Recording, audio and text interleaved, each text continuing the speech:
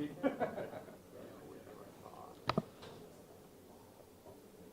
Got a couple minutes before we start, so I just want to make sure. We got Captain John. National Weather Service. Kim wanted that or not?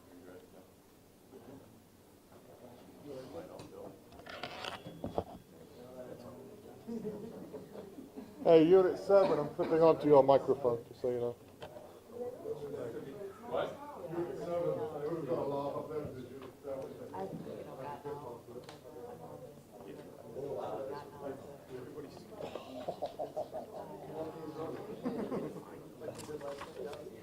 What do you think? You're gonna, your face is all over. We'll move over. We'll move over. I'm going to block it anyway. Anybody need to do a sound check or anything? Are we all test 1, 2? Everyone good? Yeah. Derrick, D-E-R-R-I-C-K. Carol, C-A-R-R-O-L-L. I left some business cards as well with my contact information right there if anybody needs. Anybody that speaks at the podium, can we have them do the same thing, say and spell their name for us? Yeah, well, here's the plan right now. I'm going to talk about the incident. Afterwards, I'm going to introduce Chief Clays, who's the Chief of Police for Gaylord. He has a few remarks he'd like to make. And then I'm going to come back to the podium, open it up for questioning.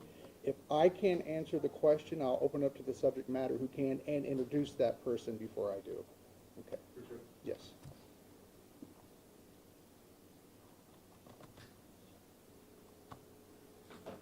Just let me know when everybody's ready. Ready? Got about 1 minute. 1 minute? Okay. Yeah. Okay, it starts in 1 minute.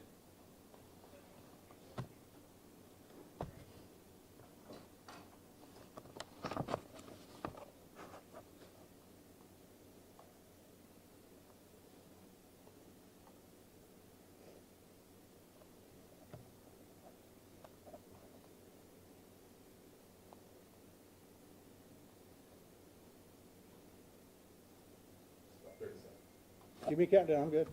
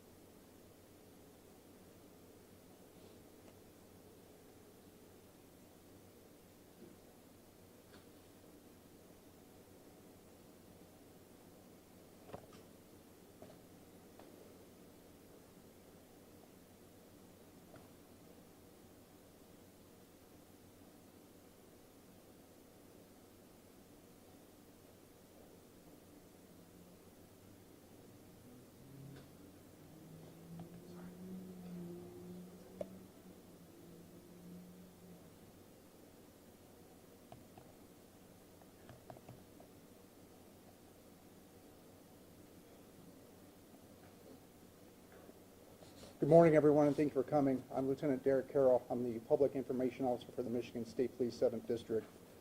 Yesterday afternoon, we were faced with a natural disaster that continues to affect the Gaylord region.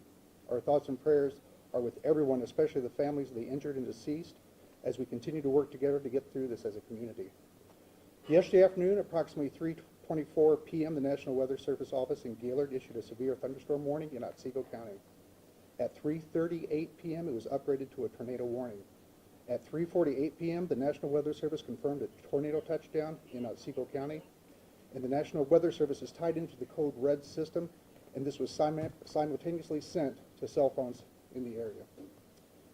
The tornado initially touched down west of Gaylord in Nottingham Mobile Home Park, located on M32, just west of Meecher Road. The tornado continued along M32 through the business area, causing extensive damage to businesses, vehicles, and homes along the way. Power lines and trees were blocking major roadways and neighborhood streets. Power was lost throughout most of the city and surrounding area. There were numerous reports of gas leaks and 911 calls for injuries. And begin flooding the dispatch center. A unified command center was set up at Kirtland Community College. Surrounding agencies and emergency service personnel from all over the region responded to assist. We continue to receive support from the surrounding region and appreciate all the help at this extremely difficult time. Governor Whitmer, she arrived last night to assess the damage and sign a declaration of state of emergency. This will aid our efforts and help the community recover from this time of tragedy. As of right now, we have 44 reported injuries as a result of the tornado. And unfortunately, we found another deceased person early this morning, shortly after 1 a.m. in the Nottingham Mobile Home Park. This brings our current death toll to 2. Both victims are in their 70s, and we are still working on notifications to family for one of the victims. A hotline has been established for family members seeking missing family members. The number is 989-705-3780. I want to stress this is for missing persons only. This is not for inquiries or complaints or other things you need. If you have an emergency, please call 911. But if you're still experiencing power outage or something, do not call this number.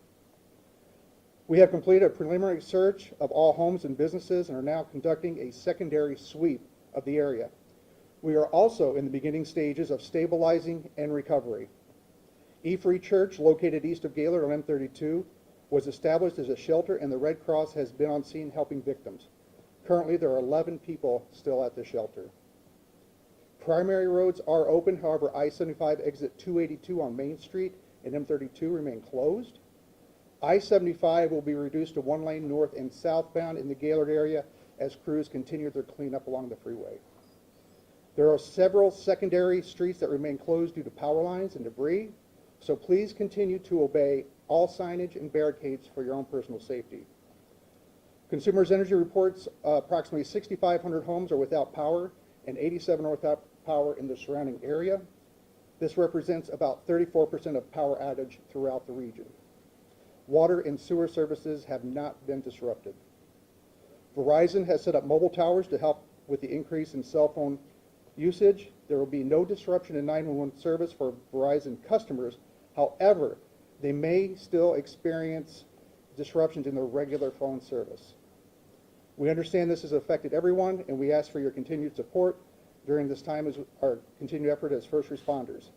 We will work tirelessly to bring our community back and restore vital services.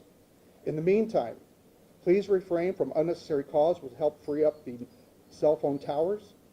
Call 911 if you have an emergency, but do not call 911 for general questions or updates. Report any down power lines or smell of gas, and keep everyone in your prayers, especially the victims of this storm. And at this time, I'd like to introduce the Chief of Police for the City of Gaylord, Chief Clays. Thank you. Just briefly, the City of Gaylord wants to thank the first responders who bravely attempted to render aid to the citizens of the community. I watched as officers and paramedics and firemen stepped over arcing lines, went into partially collapsed buildings with gas leaks, and truly inspiring behavior out of them to serve our citizens. Also, we'd like to thank the northern Michigan communities that sent resources here. It's again humbling to be a part of a family that steps up when one of us has a problem like that. So on behalf of the City of Gaylord, thank you very much. Can you spell your name? Yes, it's C-L-A-E-Y-S. First name? Frank. Thank you. Do we have any questions? Can you talk about the biggest challenges you face in the next several hours throughout the day and into tomorrow? Logistics, but we have enough personnel. We have extremely overwhelming support from the surrounding first responders. But right now, we're just trying to do the cleanup. The power issue continues to be a problem. There's still down power lines. There's a lot of danger out there. Tonight, again, we're going to be implementing a curfew during the hours of darkness until the morning. And again, this is for everyone's safety because the power is out downtown Gaylord. There are no street lights, and there'll be limited visibility. And again, it's for the safety of everyone because there's a lot of debris out there. Lieutenant Carroll, you mentioned that 11 people are at the shelter still. Is there any idea overall how many people have been displaced by this storm? We don't have an overall displacement number because a lot of those people, this is a small but large community as well. A lot of surrounding areas have family members, so they were able to go there. Right now, we are working on getting the people back to their residence so they can assess the damage, but that's still going to take some time. We have a lot of debris to clear. We've had a lot of volunteers out with heavy equipment, I want to say, that came out along M32 when they were out there tirelessly working alongside our first responders. So the support's been overwhelming. Yep. Can you clarify the missing persons line? Do you have an estimate of how many people potentially are missing? Right now, we have one person that we have not accounted for, and we're just waiting for our secondary crews to go through. Task Force 1 is a force that comes through, and they help search. They have cadaver dogs, and they were out last night, and that's when one of the victims was found at 1 a.m. in the mobile home park. And can you clarify that victim was deceased at the time? Yes. They were gone. And then the previous victim, can you clarify, was that person found deceased? That person was not found deceased. However, I don't have any further information about when they passed or the cause. And were both the fatalities found at the Nottingham? My understanding is both fatalities did originate from the Nottingham mobile home park. That's where the tornado. Excuse me? That's where the tornado first hit as well. Yeah, as you can see along the path, it actually came up Alba Highway, but when it really touched, in the most populated densely area, of course, was Meacher Road, and the points on this map here represent the heaviest damage. And our rescue efforts centered around that area as well. There was a lot going on at that time. The rescue efforts was going on with the state, city, local, police department, the sheriff's department. In the city itself, I know the city of Gaylord Police Department, they were going door to door to the most heavily damaged homes to make sure the people in there were okay because cell phone coverage was so spotty. And then it was a matter of coordinating our search efforts and expanding out from that region to make sure we had all the places covered. Again, we're in the secondary stage of that now. We want to make sure we have everybody accounted for. Tell me what happened with the Hobby Was the Lobby. orange X marked, to a safety marker to let people know that, okay. What happened with the Hobby Lobby on M32? I heard the roof was torn off. Yeah, the building in there, Hobby Lobby, was extensively damaged. There was a lot of businesses. There were cars overturned in the parking lot there at the Hobby How Lobby. many injuries were from that area there? We don't have an exact number of which area was which injuries. What we were tracking was 911 calls and then runs to the hospitals and people who were reporting injuries and going to the hospital. So there could be more injuries that they didn't, it's self-reporting. Maybe it wasn't bad enough they felt they need medical attention. At last check, it sounded like the hospital was at full capacity. That's what we were told last night. Where do things stand at the hospital right now? What we have done is when the hospitals were filling up to capacity here at Otsego Memorial Hospital, they were transferred to Grayling Hospital. We also took patients to McLaren in Petoskey and also Munson Medical Center in Traverse City. So the surrounding area hospitals in these times of emergencies, they really step up and they help each other out. And we transport patients where we have beds available. What about some of the folks who have experienced damage? I understand that there are some churches who have set up as a bit of a shelter for them. Hotels in the area are opening up. What do you know about those efforts? We do have some areas. We haven't put out anything definitively yet. We're still trying to get the Red Cross in situated there and those people and account for everyone. Has the National Guard come in at all? No, we haven't. No. With the governor implementing a state of emergency, can you talk about some of the state resources that are going to be coming here as a result? I don't know if somebody was here from EMD. That just opens up a lot of things, a lot of emergency aid, gasoline and things like that that we're going to need to respond and other things for the community and also aid afterwards. And what more are you learning from the National Weather Service today? You know that they're going to be out surveying damage, trying to assess the tornado. Well, I have Science and Operations Officer John Borish from the National Weather Service, and he can answer any questions about the tornado. Good morning, all. Yes, we do have a survey team out of 3 individuals that'll be looking at the damage path today. We attempted to do some storm surveying yesterday, but because there was so many roads blocked with debris, we really couldn't get to a whole lot of places. So we do have some preliminary information. As was mentioned, that the tornado touched down around the Alba Highway area, west, just along the Otsego and Antrim County line. It entered Gaylord around the Nottingham Estates mobile home park, went across M32, and then went north of town. The initial tornado warning went out at about 3:38 p.m., and the tornado arrived in Gaylord about 3:48 p.m., so it's about 10 minutes of lead time for that. Is this an unusual weather event for Gaylord? Yes, we don't get a whole lot of tornadoes. In the state of Michigan in general, we typically average about 15 or so in the entire state, and more of those are downstate than they are up to the north, so it is pretty unusual for up here. 15 for how, in time, what time Within a year, within a given year, yes. And how long was it that the tornado? It took probably about 3 minutes for the tornado to go through town. It was moving fairly quickly. The storm was moving about 55 miles an hour. So that's fairly quick. The storm, we believe, as a rough estimate, was on the ground for approximately 26 minutes. But we'll have a better idea of that once we get out and survey that today. Do you know when the last time there was something similar to that this year? Not in Gaylord. We did have a significant wind event that was not tornadic related back on August 28th, 2018. We had another significant wind event back on September 26th of 1998, which did extensive damage. But this is by far the worst of those three because we have a lot more residential damage in this event than we did with those prior two. Is it common for a tornado to be on the ground for 26 minutes? Is that normal? Is that a little bit more? That's fairly long. Typically, most tornadoes on the ground only for a couple of minutes at a time. So this is pretty unusual. But the atmosphere yesterday did support a fairly significant potential for tornadoes. So given the atmosphere that we had yesterday, it was not surprising that this happened. But even for up here, that's very unusual. And the first one? Pardon me? First one? In Gaylord, in recorded history, yes. So that goes back to about 1950 or Have so. you been able to measure the official strength of this one? We will not have that until probably tonight. We need to go out there and make sure that we, like I said, because we only have done minimal amount of surveying yet, we have to kind of put the pieces together. And that usually takes a day or two. We're hopefully having some idea of that tonight. But we need to evaluate the structures that were damaged, and there's some parameters that we have to look at in terms of construction and things like that to try to get a better estimate of what the damage might have been. Just a Some word of things I've caution seen for on- someone who may want to return to their property to retrieve some items or some of their personal effects, but it wouldn't be safe for them to do that. I will let someone else speak to that. Can you just give us your name and Oh, spelling? my name is John Boris, B as in boy, O-R-I-S. J-O-H-N? Yes, that's From correct. the National Weather Service? That's correct. Thank you, sir. Mhm. Yeah, right now we're working on a plan to get the people back to their residence so they can check on that. Of course, that's dependent on opening the roadway and making sure it's safe for them. And also, we'll be sending first responders with them to make sure they are okay. So we're still working on that plan. We're not going to announce anything at this time, but hopefully by this early afternoon, we'll start that I've process. seen some chatter on Facebook that there's not tornado sirens in Gaylord. This is just something you don't typically see here. Is that true? Did you speak to that? Did someone speak to that? There are no tornado sirens in Gaylord. That's a good question. What we have is Code Red. And Code Red is tied into the National Weather Service.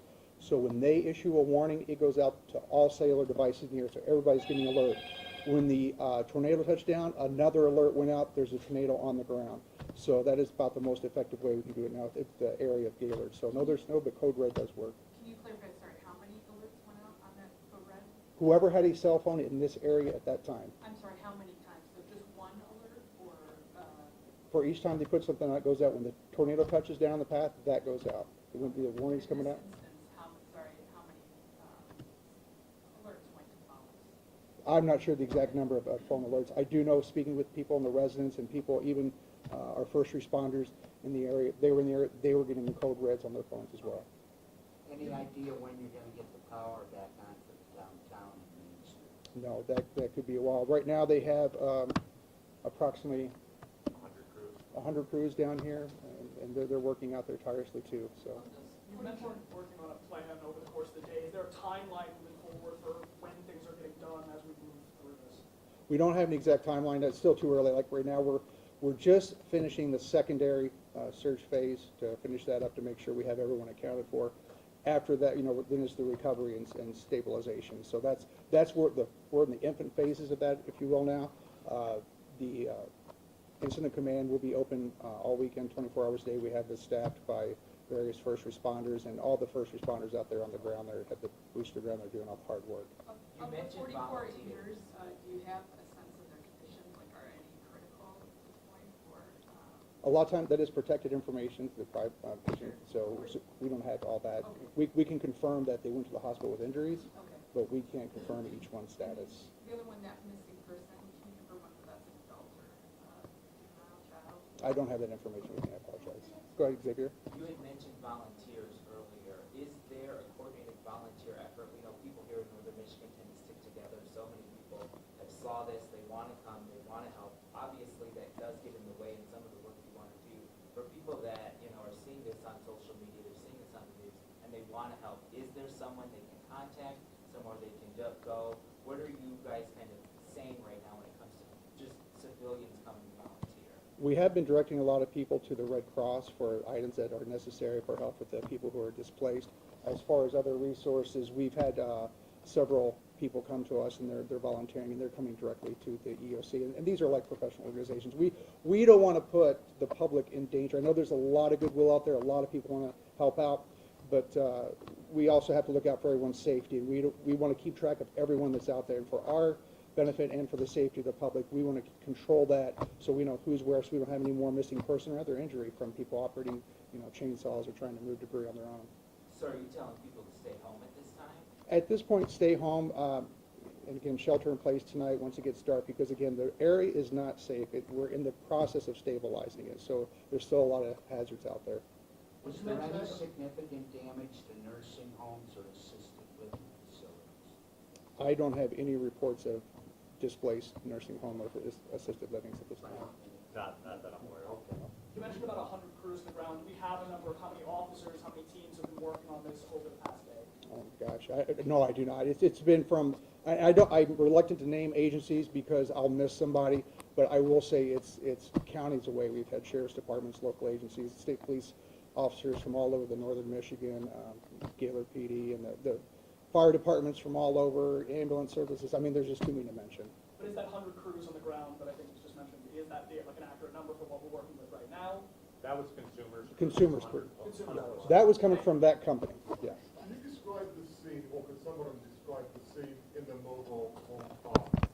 We can't get back there, we're not gonna go back there Yeah. for a while. Can someone who's been back there describe for the viewers what's back there? I was not able to get even back there when I came in. I was one of the first ones coming through that area. And, Chief Martin probably has. He was Okay. assigned Martin, that area. can you describe the scene back there, please? Chief Martin? Fire Chief Chris Martin, Otsego County Fire Department. There is, out of the mobile home park, there is probably 95% destruction in there. There have been trailers picked up and turned over on top of each other, and just a very large debris field from the trailers. Crews are in there right now doing a secondary search with heavy equipment, and that'll continue throughout the day. When we were on scene yesterday in that area, they were talking about possible gas leaks. Can we confirm if there were gas leaks going on in that area? Yeah, there was multiple gas leaks within the park and the other buildings that were affected by the storm. DTE did a very nice job coming in and isolating and turning gas off, if not gas mains off, to certain areas for us, and we worked in conjunction with them throughout the night. Are you able to say that's where the majority of the injuries came from, or people in that area? I cannot confirm that. You said at least one death came from the mobile home park. Or two, both came, okay.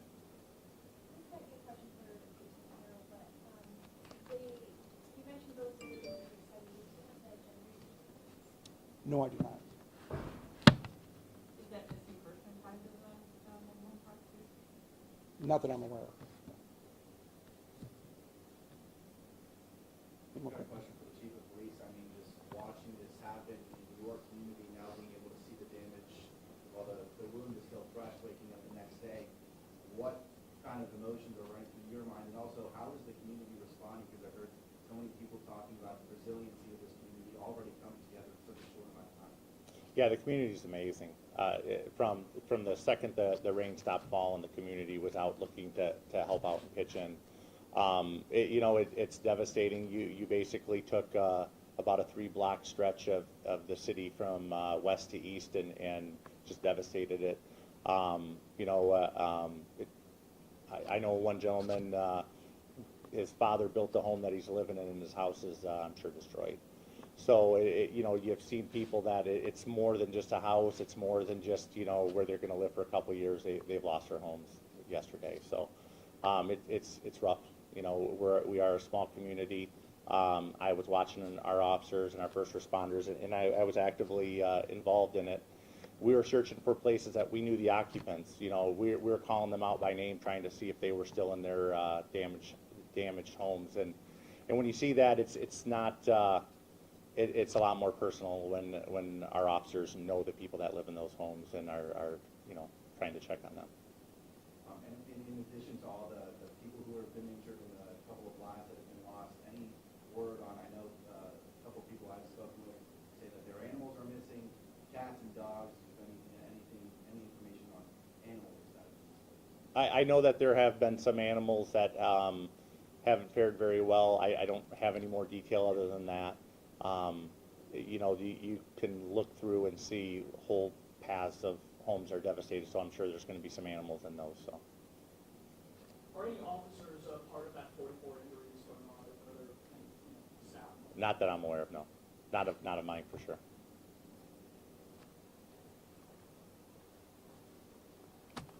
Huh? Do you plan to have another update? We're probably not going to have another news conference because we've covered quite a bit of data here. I'll be putting a lot of information on Twitter. There's not going to be a formal news release because we've covered a lot of things here. But afterwards, I will need to release these people. They're very busy. But I'm going to stick around, and I'm going to have the National Weather Service stick around. He's got a loop on his computer where he can actually show you the storming process if you guys would like to get that for some footage too. So thank you very much. I'll let these ladies